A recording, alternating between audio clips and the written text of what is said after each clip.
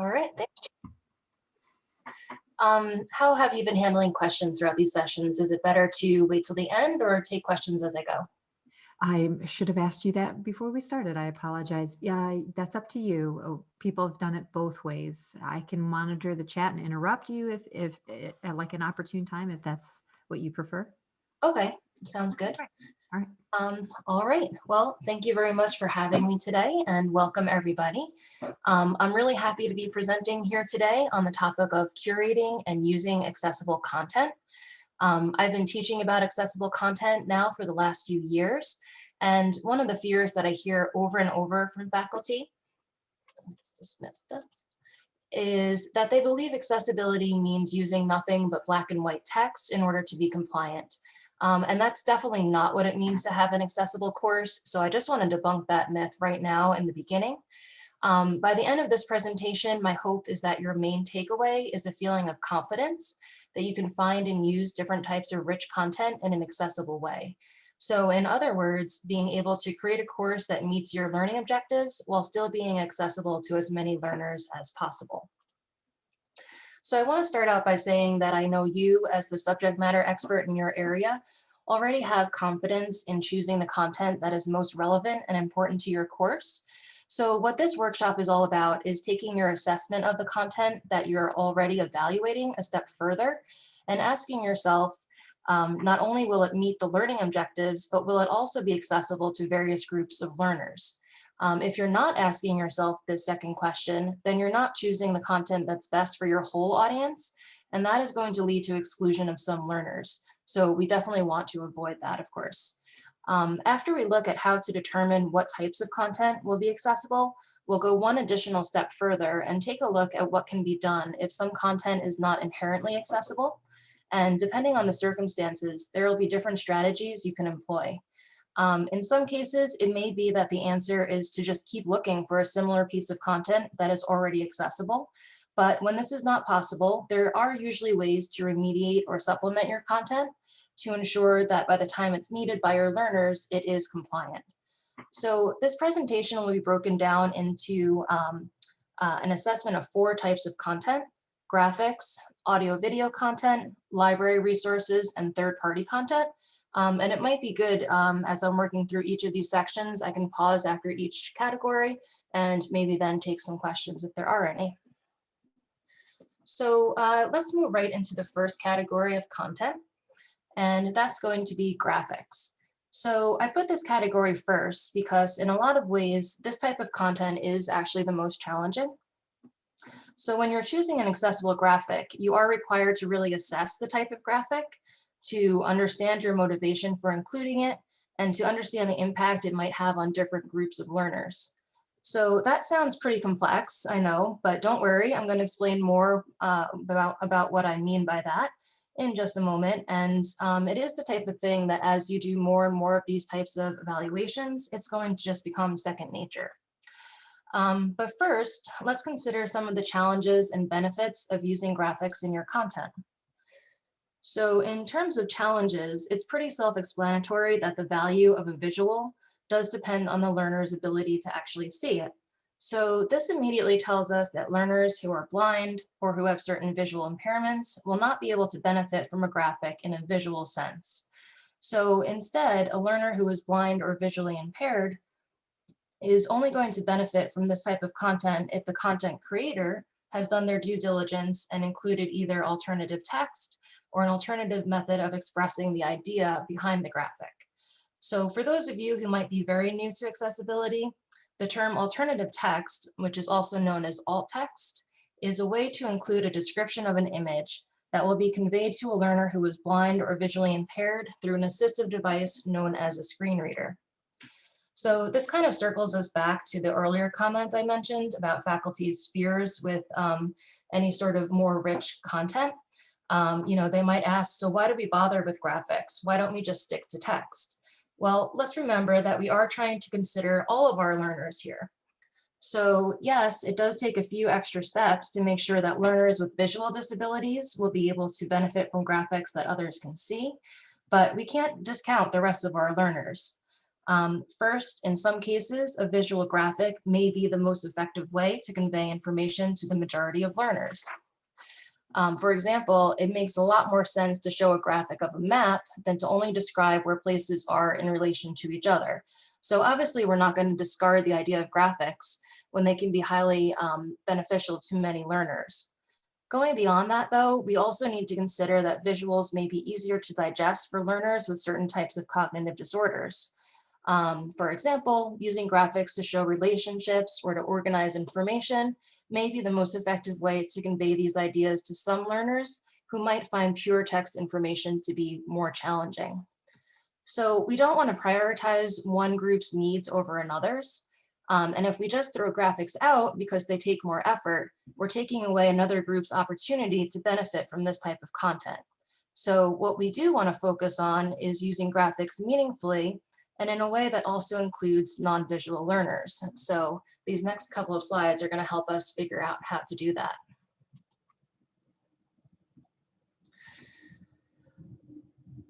All right, so here's a list of some different types of graphics. And this is by no means a complete list, of course, but it does represent some major categories. On this list, we have pictures and images, which I group under the term simple graphics. And then I have diagrams, charts, graphs, maps, and graphic organizers headed under complex graphics. So I broke the list into these two groupings of simple and complex graphics because simple graphics can usually be made accessible fairly simply. While on the other hand, complex graphics require different strategies. But really, what makes something either a simple graphic or a complex graphic in this sense depends on the context for it. As I'll discuss in just a moment, there are times when even a simple graphic can be nuanced and can require a bit more modification. So to dig into this a little bit more, I have two images on this next slide. One is the painting of the Mona Lisa under the heading Simple Graphic, and one is a detailed diagram of the human heart under the heading Complex Graphic. And I just want to stop and note here that for the purposes of this presentation, it's absolutely not necessary to know the specific labels on the diagram of the heart if you're unable to read them. Basically, this graphic is just being used as a representative of that type of category. So I chose the first image of the Mona Lisa to illustrate my earlier point that sometimes even simple graphics can take on more nuance. And this is because context is so important to creating accessible graphics. So what I mean by this is that if my sole reason for including this image is because I wanted to say create a list of the 10 most important paintings in the Louvre, I can consider this a simple graphic. All I need to do to make it accessible is to simply identify the graphic in the alt text, so the learner knows what is present on the page. On the other hand, if this image is going to be used as part of an art history class, then the graphic is going to fall into the complex category because I have to give the learner a whole lot more information than just identifying the piece in the alt text. So the point I'm trying to make here is that when it comes to complex graphics, we need to commit to doing more in order to give our non-visual learners an equivalent experience. So basically, in order to provide this equivalent experience, we have three primary options. And these are going to depend on the purpose of the graphic, as we'll talk about a little bit more. So one, we can provide an alt text description that summarizes the content. Two, we can provide a detailed description of the graphic in the text surrounding the content. Or three, we can create an alternative but equivalent document that can be used by a learner who's non-visual. So let's consider each of these options with some examples to hopefully illustrate this better. All right, so on this slide, let's talk about circumstances where it might be appropriate to have a more robust alt text description than simply just identifying and describing the visual elements of a graphic. So take, for example, this chart on this slide. It's a simple bar chart with three categories of exports: cars, planes, and boats. If you were to say that the importance of this chart was to provide a specific piece of information, let's say how many cars were exported versus boats, then you might be able to simply summarize the significance of the content for the learner in the alt text. So instead of writing something like a chart showing exports of cars, planes, and boats in 2021, which would only identify the chart, you could write something like a chart showing exports of cars, planes, and boats in 2021, which shows that 200 units of cars were exported compared to 100 units of boats. So this still doesn't give the non-visual learner all the information in the graphic. They don't know, for example, how many planes were exported, but it does provide the relevant information needed to make the point that's a part of the lesson. But if we go a little further, in some cases, even a more robust summary in the alt text would still not be enough. So in these cases, it becomes really important to discuss the graphic fully in the content and context of the overall lesson. So for our second example, we have the same diagram of the human heart that was used a few slides back. Now, in this case, if the context were an anatomy lesson, it would be important to understand the relationship of all these parts together. So to accomplish this, the instructor would need to first describe the significance of the image, i.e. why it's present in the lesson, and then to provide details that would help learners who are not visually seeing the image to start to mentally visualize it. Obviously, the more detailed the description in this case, the better. So this same strategy would also apply to something like the graphic of the Mona Lisa that we already discussed, if it was being shown in the context of an art history course. So in that case, the instructor describes the image and points out the significant visual features, and all learners should be able to begin constructing a mental image, even if they can't literally see the screen. I have been specifically mentioning surrounding text in this section, but the same strategy would also apply if this image were shown in a narrated lesson. So instead of writing out the visual description and the notable points, the instructor would simply verbally describe these features. So this kind of strategy is going to take us a little bit deeper into creating this image for the learner. Finally, though, we have some graphics that are just so detailed, they would be too complex to fully describe. So in this case, the graphic that I have on this slide is a perfect example of that very complex image. Again, this is just a sample, and the actual information on this graphic is not important to the presentation, but it does provide a good example of a graphic organizer that breaks down the parts of a process into 5 color-coded sections with some informative text that is elaborating on each point. So in this case, you would want the learner to have the benefit of being able to have the exact information in each section, but a screen reader will not read text that's part of a graphic. So since there is so much information here, it would be far too much to try to summarize in the alt text. And even a summary would not be a true equivalent of what somebody who could see the graphic was able to learn. So in this case, you would need to create a second document that would be the exact equivalent in terms of the content of this graphic. So just like the graphic is broken into sections, you would need to create a document with headings for each of the 5 areas, and then type verbatim the text from the graphic that is associated with each section. This way, somebody using a screen reader to experience this content would then be able to read through this document and get the exact information that's being provided already to learners who can see the graphic. So to expand on this point a little further, alternative documents don't necessarily need to be written documents. So on this slide, I have the same chart again that I used a few slides back. When I talked about it before, it was in the context of only needing to convey a certain point about the chart to the learner. But let's take another use case. So this time, what if the learner needed the actual data that the chart represents to do their own analysis? In that case, summarizing a main point wouldn't give them the information they need, or it might actually be doing their work for them if this was some sort of assignment or assessment. So instead, you need to give them the information in the form of an accessible alternative document, which in the case of something like a chart or a graph, might actually be the spreadsheet that generated the chart or graph in the first place. So when I'm talking about alternative documents for describing graphics, these may come in different forms depending on what variation is going to express the content of that graphic in the most useful form to the learner. So I know after covering these different types of graphics, some people may still be thinking, hey, isn't this a lot of duplicate effort? Why not just leave out the graphic and provide print information? But I really do want to reiterate that I think these types of graphics definitely lend something to your content.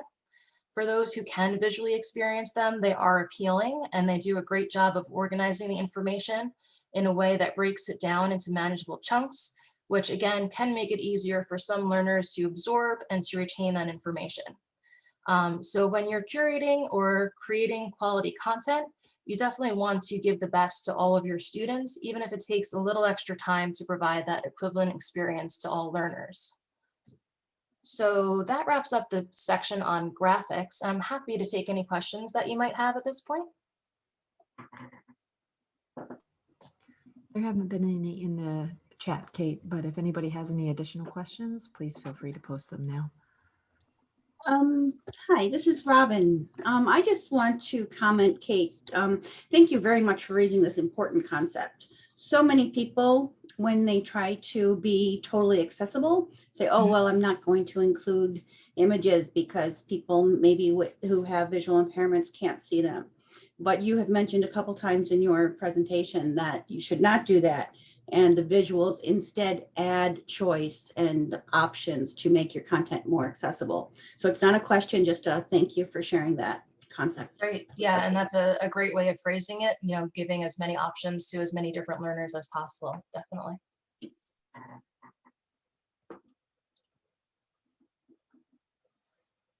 Okay, well, we can always circle back around to graphics at the end. So let me keep going. So the next section I want to discuss is audio-video content. And interestingly, while it can actually take more time to make audio-video content accessible, what needs to be done to make this type of content accessible is actually much more cut and dried. So less decision-making to get to the point of accessibility, just a little bit more doing in some cases. So as we did with graphics, let's first consider the challenges and benefits of using audio and video content, starting with the challenges. So like graphics, the value of audio and video also depends on the learner's ability to perceive the content. So if there is sound, can the learner hear it? If there's a visual, can the learner see it? And if the answer to either of these questions is no, then the content needs to be made accessible. Also like graphics, despite the fact that making this content accessible can be time consuming, it still offers benefits. Media content can provide a sense of presence, so learners might be able to see or hear their instructor, or the visual elements might show images of places or things that are more difficult to convey through words alone.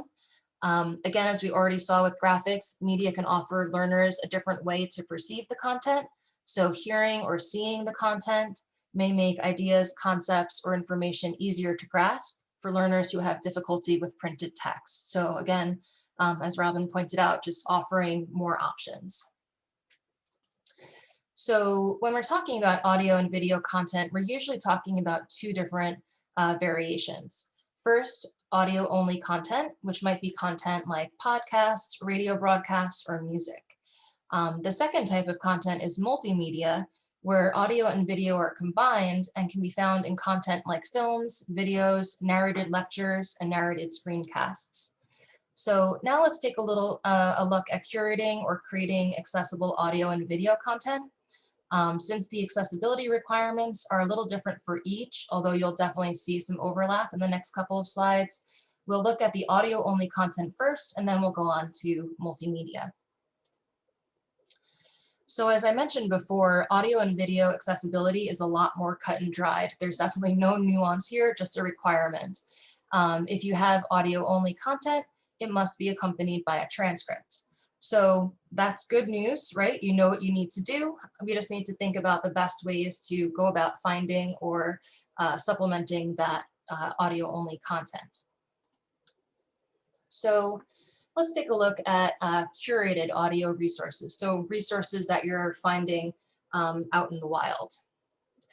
Now I know the first tip on this slide, look for transcribed resources, sounds a little bit obvious, but let's think about this for a second. When we're looking for content to build out our courses and to supplement our materials, most of the time we're going to start by searching for our own topic. On the other hand, if you start your search by going to academic or public resources that are known for supporting accessibility, you might have a much better starting point. So starting your search with the mentality that you're going to be finding accessible resources might lead you to them. And then if you do find a valuable resource, you know right away that it's going to be able to be used in your course. So as an example, NPR has been getting really good about transcribing their podcasts and their reports. So this might be somewhere to start. So I have an image on this slide, and you can see a podcast entry. And the arrow that I have on the screen is pointing to an icon for the transcript. So as you start doing your searches, start being tuned into this type of icon so that you know that the particular resource is going to be accessible from the start. And when you can find those types of resources, it just gives you a huge head start in terms of accessibility. If you do happen to find a resource that's valuable, but it's not transcribed, another option is to send a request to the creator to see if they will transcribe it for you. Typically, the bigger the organization, the more likely they may be to comply with this type of request. One, because they have the funds or the resources to be able to provide the service. And two, they won't want to be at risk for being called out for inaccessible content. Even if they do comply with this request, keep in mind that there can be a turnaround time to actually complete it. So when you're planning your courses, try to plan as far ahead as possible to allow for maybe these types of situations.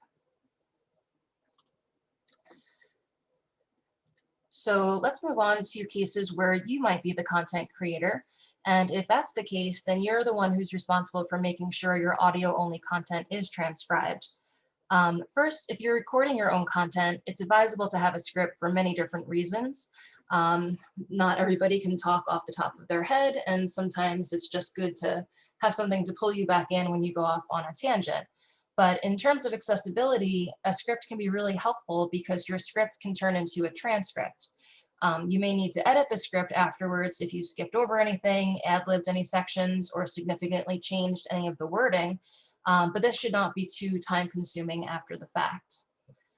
The feasibility of the next two options, using a third-party voice-to-text program or paying for third-party professional transcription, is going to depend quite a bit on the resources that you have available.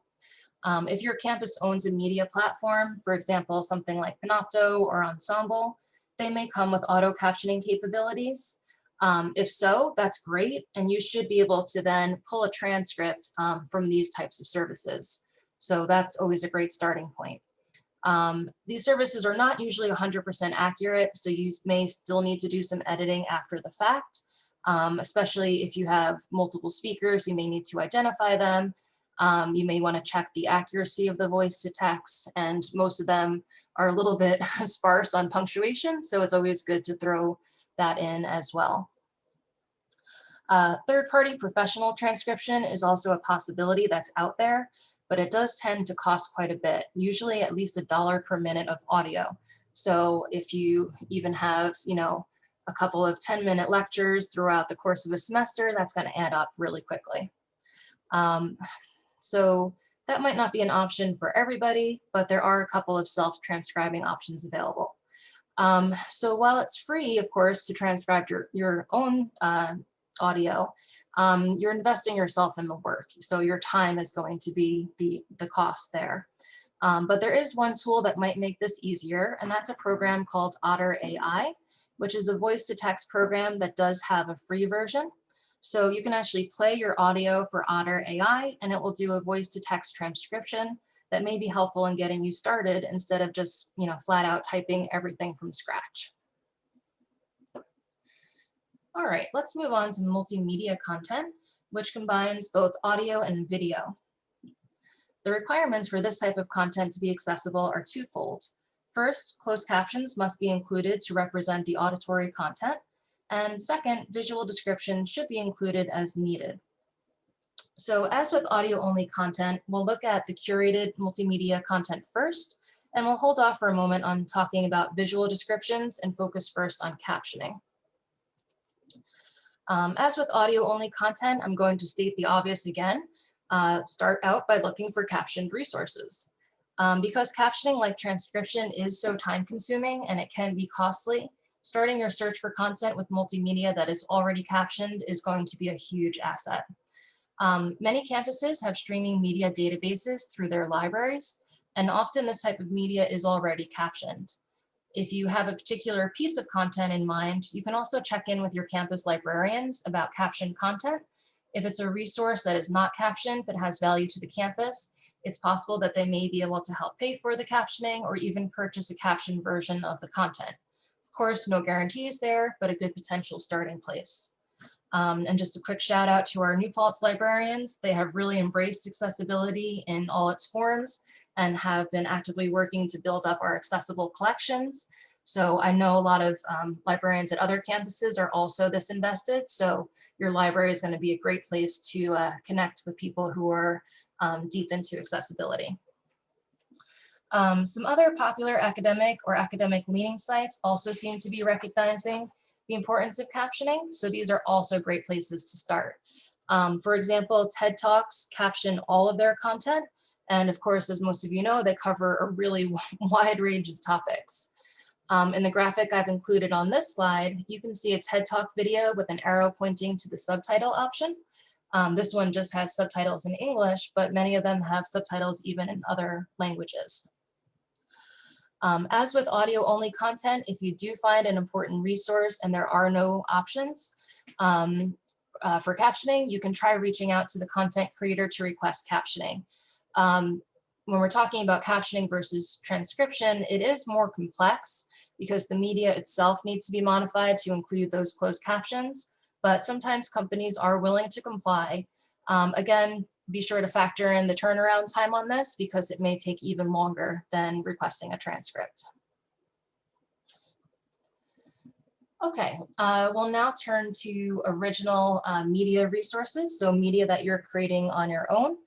And you'll see that the options are pretty much identical to audio-only transcription, with the exception that you'll need to create closed captions instead of a transcript. Your options here are to use third-party voice-to-text programs that will generate captions and sync them with the timing of the video. And again, media platforms like Panopto or Ensemble will usually offer this type of service.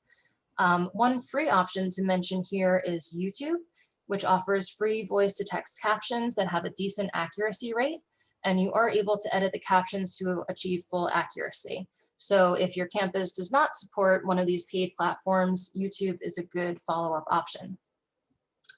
The next option is, again, third-party professional captioning, which, while highly effective, does have the same cost considerations as professional transcription, usually at least $1 per minute. And then finally, there is the option to self-caption, which many programs do offer now. Things like Camtasia have captioning options. So if you're using that for your screen recording, that could be a possibility. But it really is very time consuming to both type out the captions and make sure that they sync with your content. So I would only do that as a last resort, especially while there are free programs out there like YouTube, which is at least going to get you, 85 to 90% of the way. All right, and finally in this section, let's talk a little bit about visual descriptions. So this type of accessibility comes into play when it's important that what is appearing on the screen be perceivable to somebody who's not visually seeing the content. This is not too difficult with most types of original content. For example, throughout this presentation so far, I've been doing my best to describe any visuals as they appear for the benefit of anyone not seeing them. And I've either been reading the text on the slides or closely paraphrasing it. So this can also be done by anyone creating a recorded narrated presentation. As you go through the presentation, make sure not to assume that your learners will be able to perceive the visual elements on the screen, and take a little extra time to just add in these types of descriptions as you go through your presentation. If you're creating a screen capture where you're demonstrating a process or providing a tour of a website or something like that, maybe a program or a software that you're using in your class, try to narrate everything that you're doing as you go through. Also avoid using only visual cues, and be sure to use proper names for the different areas that you're referencing. Let's see, as an example, if you're navigating, don't say things like click here or select the button on the top right, because these types of directions are not going to help anyone not visually seeing the screen. Instead, you might try saying something like, okay, next select the content option from the main menu. This way, anyone seeing your screencast will be able to still follow you visually, while anyone relying on a screen reader will know to navigate to the main menu and to then listen for the content option. Visual descriptions do get a little bit more complicated for curated content, and they usually do require a third-party professional visual description service in that case, because there really is quite a bit of artistry to this type of accessibility measure. So depending on the criteria of your particular campus, this type of accessibility may only be required in very limited circumstances because it is so complex. For example, a learner who is blind and taking a film course. So in that particular case, it would be really critical for the learner to know what might be happening visually on the screen, because meaning can be conveyed through things like body language or facial expressions, even the placement of objects or the location of screen, or the location of the scenes.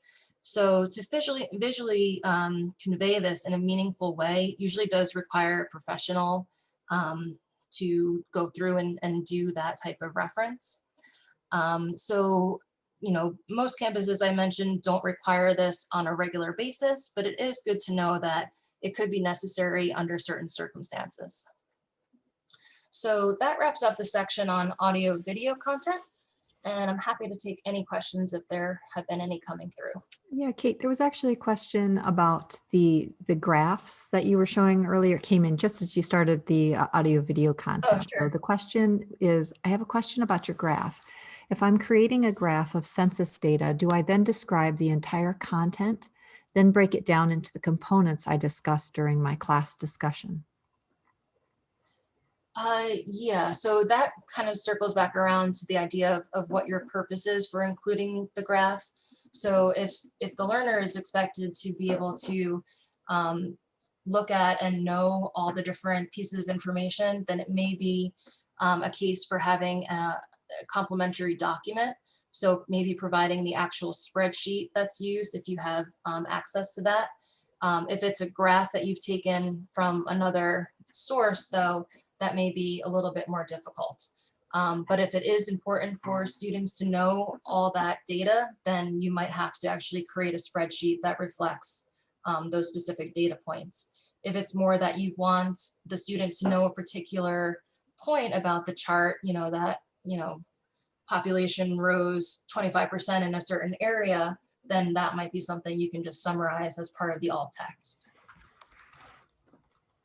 Thanks, Kate. I think that addressed almost all the questions, although with just another one, is the YouTube that records free? That's a question here in the chat.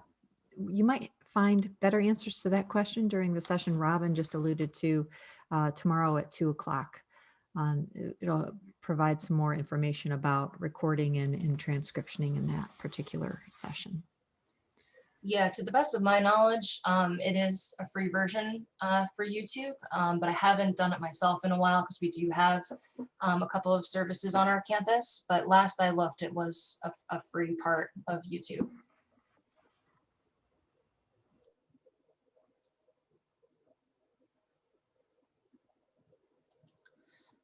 Okay, let me keep going forward.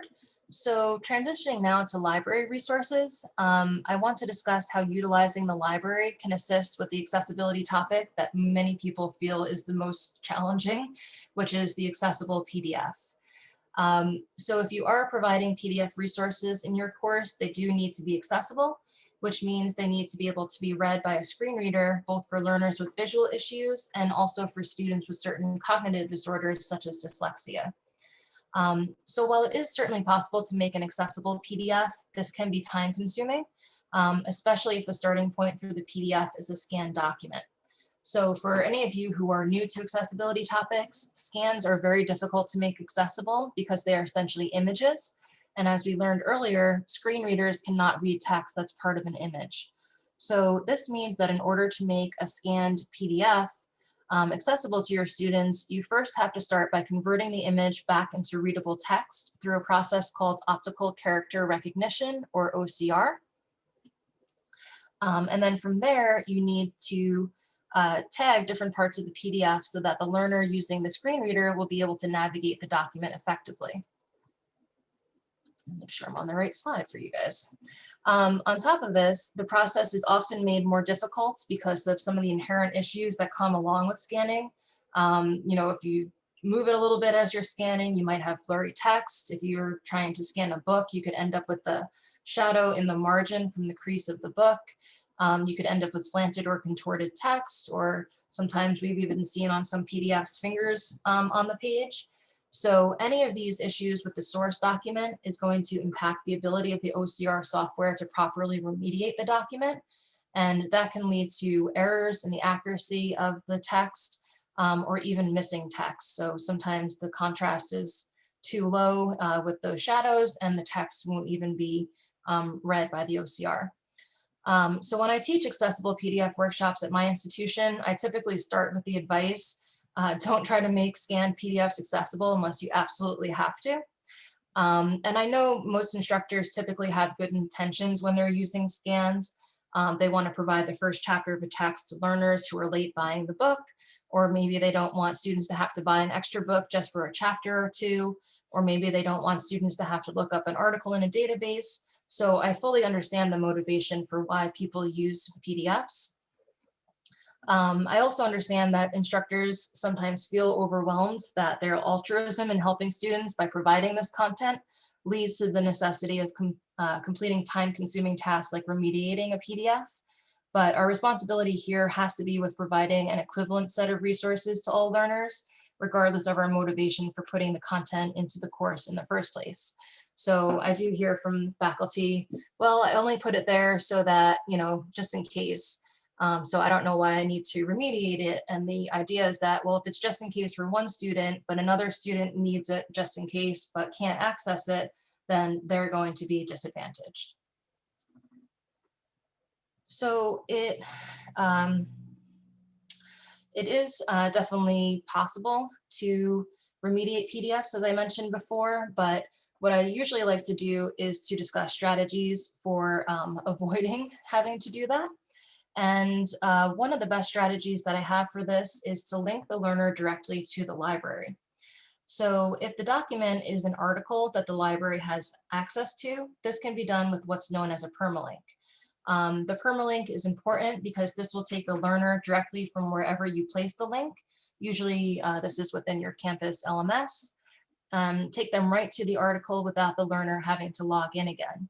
If you don't use the permalink, students may need to log into the database, and even if they are successful at logging in, it may not bring them directly to the desired article. So sometimes they get sort of lost in that transfer. Linking directly to the article serves a few additional purposes. One, if the full text is on the database website, it may be possible for the student to easily read the text right from there. And since screen readers rely on HTML to process content, and since most websites use HTML, this typically works out really well.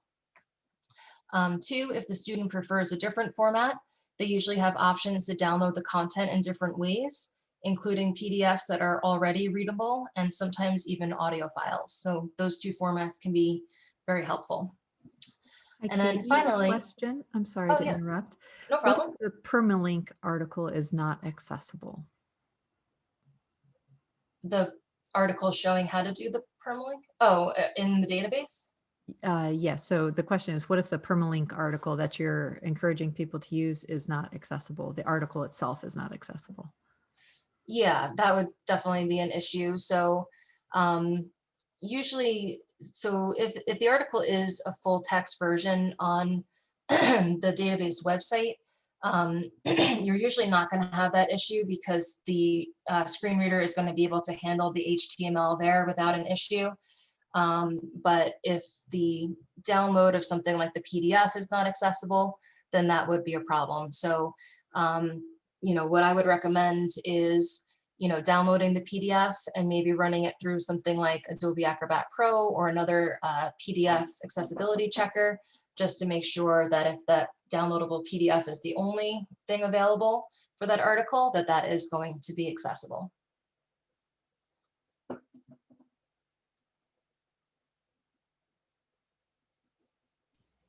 Kate, this is Sumana. Hi, Sumana. Hi, I just wanted to add to that. about library articles and the permalinks that are sent. Sometimes the biggest issues that I have noticed with library articles is that the headings are not tagged, but Right. most of the text is readable. So that is a huge plus to having access through that, through the publishers, through the journal itself. Right. Yeah, if you do have a longer PDF article and it's not tagged, then in that case, you may want to download it yourself and do some of that tagging, at least of the headings, so that the learner can navigate a little bit better. But we do try to strike a balance between directing students back to the library, not only for accessibility, but also because that benefits the library by having, an accurate reading of how many people are accessing that content. So, as long as the article is completely not accessible, which would be the wrong thing to do, we do try to direct people to the library as much as possible.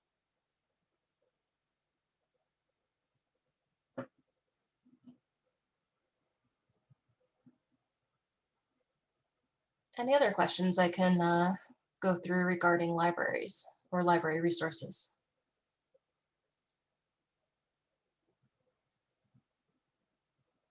Okay, and so as I mentioned earlier, the key here is using the actual permalink.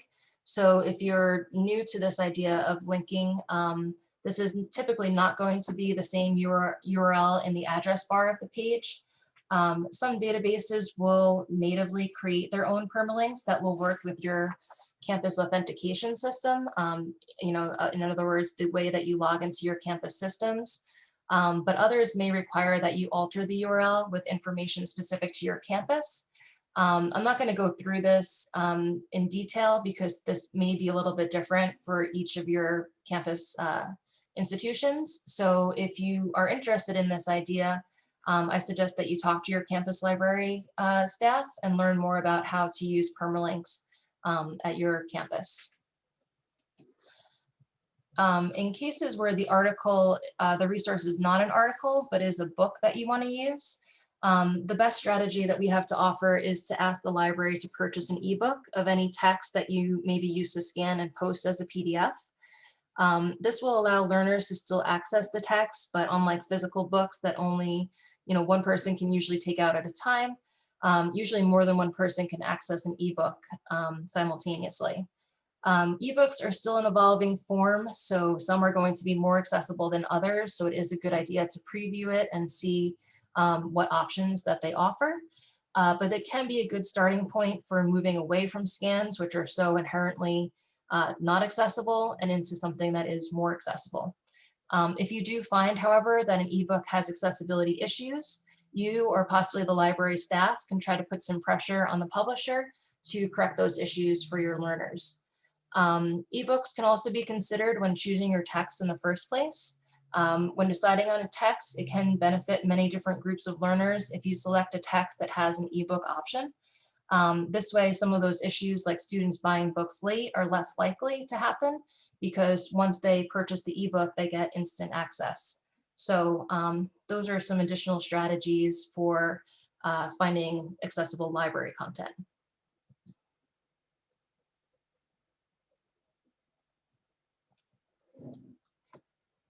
Okay, I can take any more questions now, or I can move into the final section. I don't think any questions directly for you, Kate. There have been some chatter back and forth between a couple participants here. Okay. Hey, this is Robin again. I have another question or semi-comment.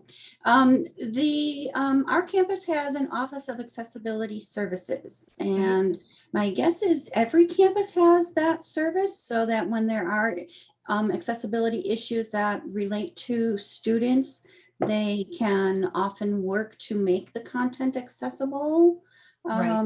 For example, a textbook or a library article or something to that effect. So that's just another resource that people should be aware of. Definitely. I just want to comment on that one though, Robin, is that if you think about it, if everybody, all your faculty member has one article that is inaccessible and it goes to accessibility resources of your campus, it's going to be a monumental task for them to make that content accessible. It's one thing to request accessible content in alternate formats of textbooks and things that students are doing. That is the responsibility of the office, but not library articles in general. But they can do workarounds for some of them. Okay, thank you, Samana.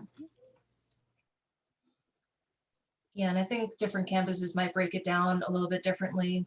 For example, at New Paltz, we do have an Office of Disability Resources, and I know that they do some of that if a faculty member assigns a textbook that only comes in print format and somebody needs it in a PDF format for readability.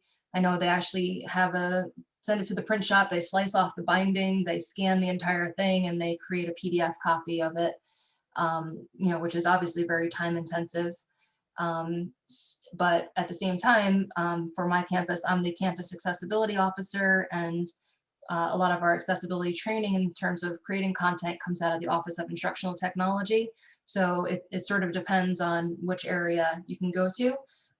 But it's good to have those resources and to know who on your campus handles that sort of thing, because you definitely do want to know who to reach out to when you need that assistance. And that actually kind of ties in really well to the last section. So I do want to briefly mention the idea of third-party content. And even if you are directing students to content that's outside of your course in your LMS or any other platform that you might use, you're still responsible for the accessibility of that content. So even if you're not pulling it into your course or creating it yourself, you're still responsible for only pointing students towards content that's going to be accessible to them. This category of third-party content can really encompass so many things that it's hard to get into any specifics, but it could include things like publisher platforms, websites, apps, educational technology programs. So these are things that if you are going to be using them for your class, you're going to have to start doing some evaluation. Even if you're brand new to accessibility, hopefully a couple of the things that you may have learned in this workshop would help you to start to evaluate this third-party content. For example, you now know that if it uses graphics, you need to be looking for things like whether or not these graphics have alt text, or whether or not they're explained in context. If it uses audio or video, is there a transcript or closed captioning as appropriate? If there's downloadable content, does it offer accessible forms that include documents with readable text or audio formats? So while there are many other criteria that can and should be considered, if you spot any of these types of issues that are very fundamental, that should be a huge red flag to you that the product is not going to be accessible and that you should seek an alternative product instead. And this is another place that your campus accessibility officer or disability services department can help you to evaluate this third-party content. Hopefully any products that are purchased specifically for your campus have already been evaluated for accessibility.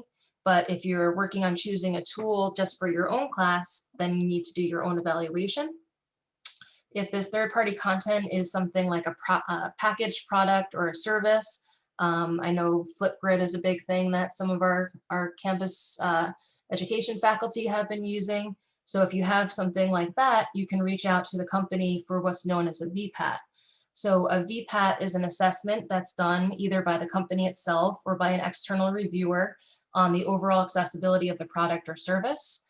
And when you get the VPAT, you can read through it and see what the assessment of that product or service is by the company.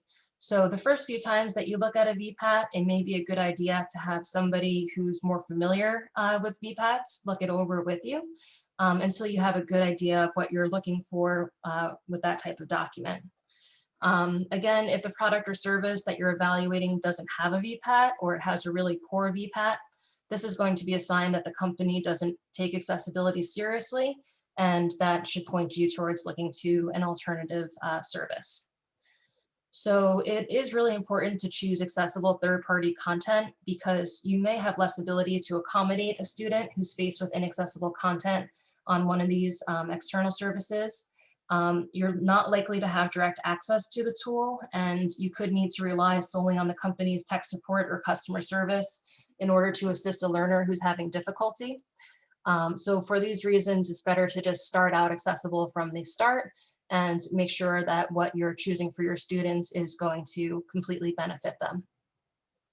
So I hope that in talking about these different categories of content, it's been helpful and that you're feeling some confidence that when you're looking for materials for your course, you're going to be able to find something that's both valuable to your learning objectives and is going to be accessible.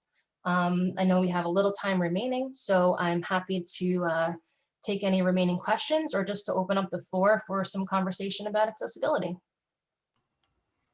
Great, thanks. So if anybody wants to post any questions or comments in the chat, please do so, or unmute yourself and go ahead and ask your question or make a comment directly.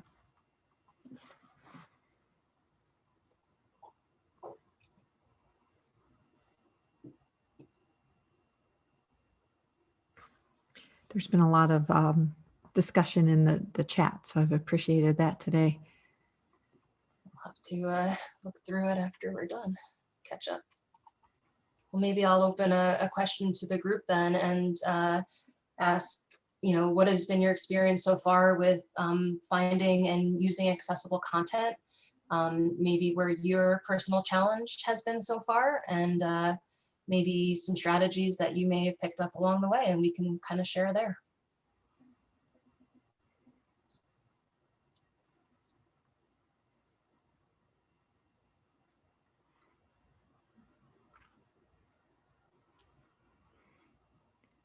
For me, this is Maureen from Orange, and so I'm in academic technology and do deal with faculty training for accessibility.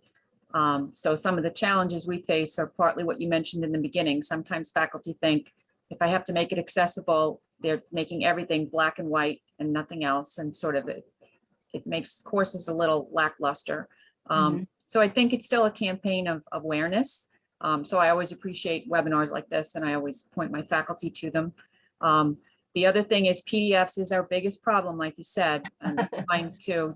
It would, if everybody had Adobe Pro, that would be wonderful, but it's an expensive software and we don't all have it. So I think the manpower to make PDFs accessible is another challenge that we have too.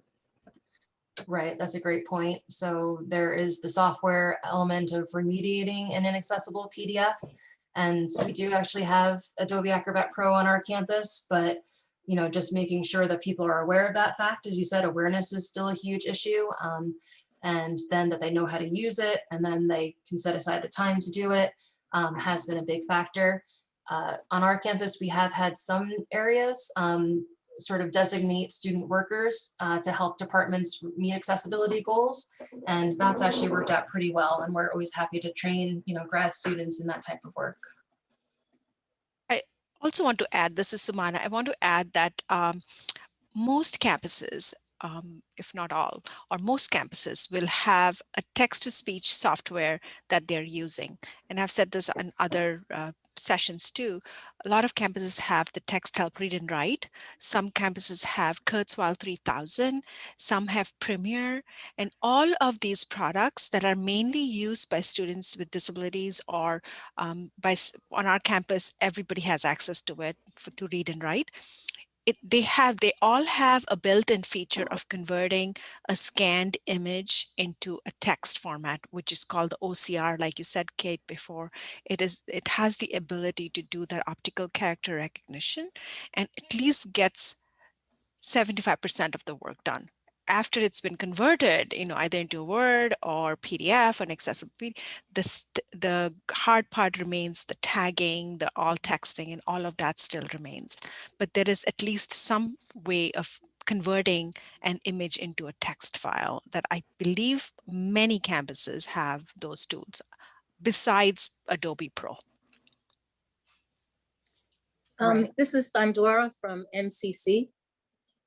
I know that they have those specialized programs on my campus, but the way that it was explained to me, and I'm actually on the Senate Committee for Accessibility, is that in general, we all don't have access to it unless we have students who have a specific disability where we have to tailor our course to it, which is why some people have been suggesting we get Adobe Pro, but then this is something you have to pay for yourself.